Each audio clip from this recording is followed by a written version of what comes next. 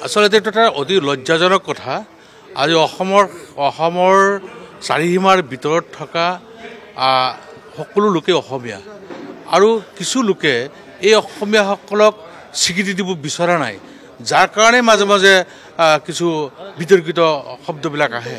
গতিকে ধুবুৰীটো আমাৰ অসমৰ ভিতৰত, আৰু গোটেই অসমীয়াহে বাস কৰে, ইয়াত বাংলাদেশী নাই। যদি বাংলাদেশী আছে তেতিয়াহ'লে তেওঁ ৰাজ্যসভাৰ সাংসদ হৈ ইয়াৰ পৰা বিতৰণ নকৰে কিয়? গতিকে এনেকুৱা কথা কোৱাটো এটা লাজ লগা উচিত। তাৰমানে এইবিলাক কথা সাম্প্ৰদায়িক কথা বতৰা কৈ এটা শ্ৰেণীক উৎসাহিত কৰাৰ কাৰণে এইবিলাক ৰাজনৈতিক লাভৰ স্বাৰ্থত কোৱা হয়। আচলতে গণতন্ত্ৰৰ এইটো এটা পৰিপন্থী, গণতান্ত্ৰিক দেশ এখনক এইটো অশোভনীয় সংকেত এইটো। গতিকে আমি আশা কৰিছোঁ সকলোৱেই ধৰ্মনিৰপেক্ষতা অৱলম্বন কৰি সকলো জাতি জনগোষ্ঠীৰ মানুহক একেলগে ভাতৃত্বভাৱেৰে অসমখনক প্ৰগতিৰ দিশত আগবঢ়াই লৈ যোৱাৰ কাৰণে চেষ্টা কৰিব।